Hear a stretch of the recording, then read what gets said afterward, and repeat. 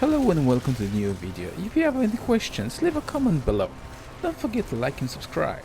You shouldn't be trying to recreate the builds or even attempt it unless you have a character, at least I would say level 35, when you can get at least most of the enchantment and most of defensive skills. Otherwise the skill and the build is gonna feel very bad, and I would say don't do it right away. If you look on the video, there's gonna be a timestamp called a level up, and you will get like a very basic build that would allow you to gather most of the aspects, do some dungeons and other things until you can transition into Ice Shard build. In the video description you can find links to D4 planner, such as at the current build that I'm playing, all of the passive Paragons aspects that I'm using, and there's gonna be another link to like a level up build as well. Overall, I do enjoy the Ice Shard build as teleporting and pressing the Ice Nova and seeing the pack of like the rare elite monster and other shenanigans just exploding is very satisfying. But the build do have a problem. It has to be very well geared, and in my current state I'm not really well geared. I'm missing a lot of like crucial parts, such as like maximum mana from the Paragon, reduce mana cost on some pieces of the gear. So when I'm gonna be fighting by end of this dungeon with the boss, you're gonna see that my mana is dropping down significantly low, even if I'm trying to rotate my skills, because I'm gaining I think 15 mana whenever I use my cooldown skills. Since I have 4 of them, I do get quite a lot of mana, and my ice armor gives me some mana regen. But even so, I'm still struggling a little bit with the mana. I would have to roll a little bit better gear, and probably that would be a better situation for the build. So now I'm just gonna leave you a quick clip how I'm fighting with the dungeon boss, so you can see where the problem lies with the mana. Hopefully you're gonna enjoy the video, and I will see you after the boss fight.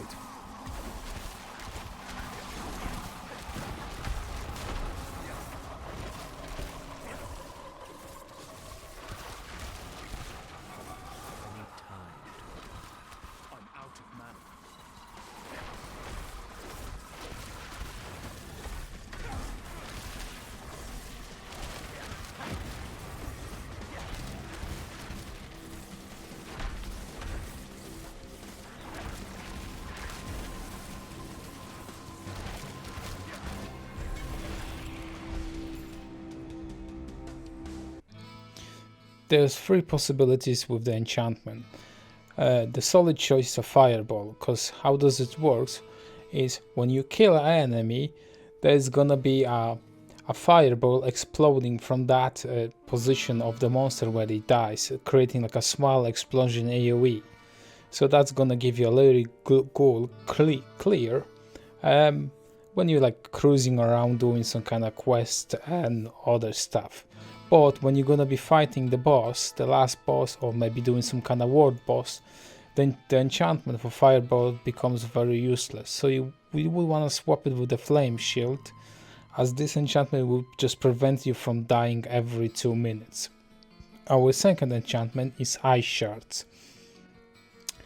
With combination of the Ice Nova over here, whenever you press your Ice Nova, the projectiles from the Ice Shard is gonna be automatically hitting the frozen enemies. And what's gonna happen when you combine a Fireball, Ice Shard and an Ice Nova, you're gonna have a one button just exploding whole packs of monsters.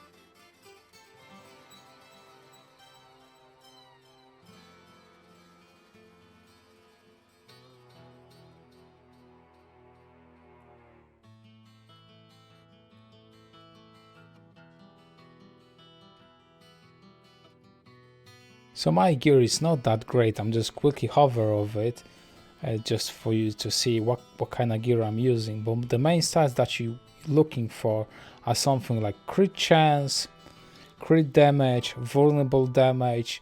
You're looking for +2 eye shard. You're looking for like a +2 on your Ice Nova, reduce mana cost, cooldown recovery whenever you can get. You can get +2 all defensive skills. I think you can go up to 2.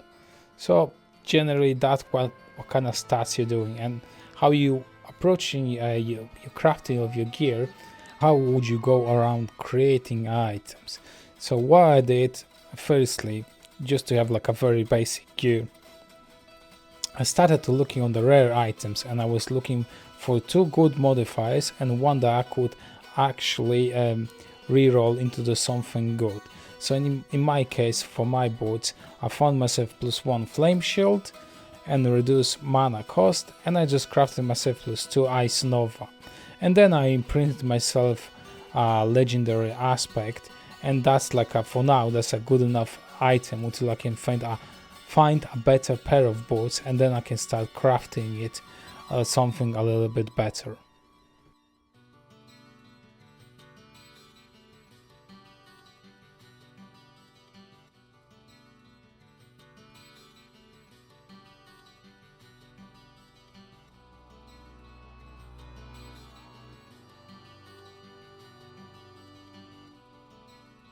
So now I'm just gonna quickly hover over the items, what kind of aspect I'm using and why do I use them. For example, in my amulet I'm using the ice armor, give me unstoppable. So whenever I place whenever I click on my ice armor, I will get unstoppable. That pretty much means I'm CC immune.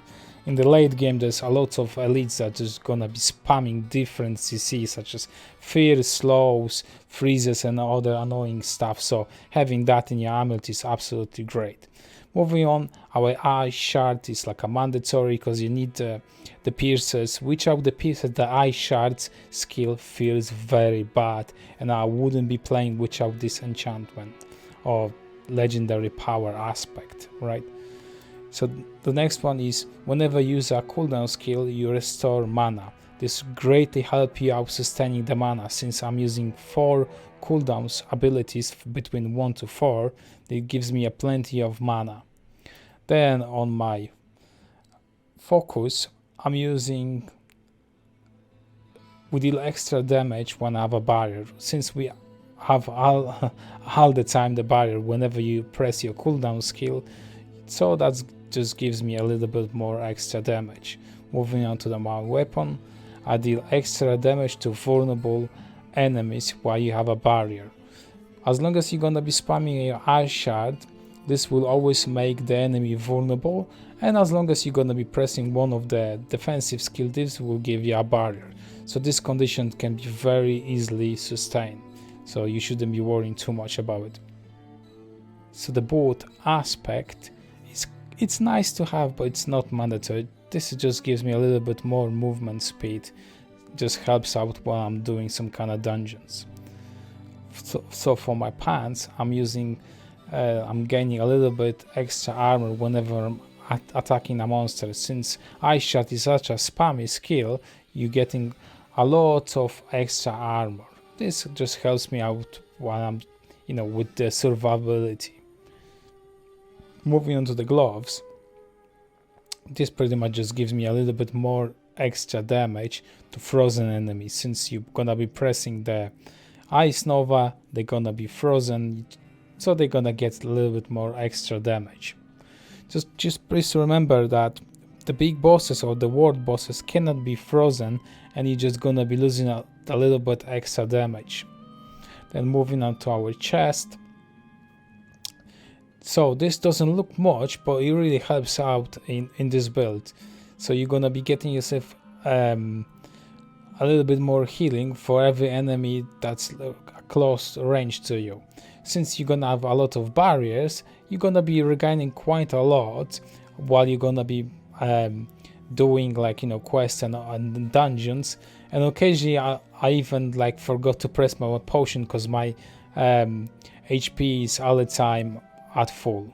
So that's a great enchantment. So moving on to the helmet, we just get a lucky chance hit increase by 90% while we have a barrier. Since we have pretty much all the time a barrier, as long as you're just going to be pressing one of the defensive skills. Since I'm still leveling and I do not have too much level of the Paragon, I will just show you how my Paragon looks like up to now. In the future I might be changing some things, so you would just have to maybe pop up on the live stream if I'm going to be playing D4 and just see what kind of Paragon board I'm currently using, or maybe did I change something. So I'm using a crit glyph over here, and the only thing that you have to worry is in this red zone over here that you can see, you need to have 25 dexterity, and then you get additional effect of the glyph. So moving on, that's my second Paragon board, and it's called Elemental Summoner, and I'm doing the same thing. I'm just socketing myself a different glyph, and the only thing that you have to just take a note of it, that you have to have 25 willpower in the red zone over here. So let's talk about aspect and how do you gonna acquire them. There are two main ways of acquiring aspects. Number one, you simply go to a dungeon, you hover over on the map and you see what kind of dungeon is interesting you, since the dungeon will tell you what kind of aspect it's gonna be giving you, and you can just simply do the dungeon. You're gonna get an aspect and you can craft the aspect onto a rare item or a legendary item, swapping the aspect. If you have a good legendary item but the aspect is bad, you can still swap the legendary aspect from a legendary item. The second way of achieving an aspect, you can go to the occultist over here. Let me close it, and you can extract an aspect from an item. Like in my case, let's just say this ring is not that great and I found myself a better one. I could extract this aspect from this ring and then place this aspect on a different item. But what's gonna happen, this legendary item in this process of extracting the legendary power is gonna be destroyed, as it says of it, to be destroyed, and you're gonna get the aspect. So while you're gonna be playing, you should memorize more or less which aspects are desirable for the build, and whenever you find a legendary item, even if it's crappy like this one, as long as it has the legendary aspect that we need, you should save it up in your storage, and you can use it later when you're gonna be creating a new item. Another thing that you might be wondering, why did I tell you a second ago to keep multiple copies of the different aspects? Because you cannot be infinitely extracting the power from the items. Once you extract power from the legendary and you have the aspect in your inventory over here, and you will create an item, you no longer can extract the power from the item. So that's why you need multiple copies of the same aspect from the legendary items. So whenever you're gonna be finding a new items, you can imprint the legendary aspect onto your new item.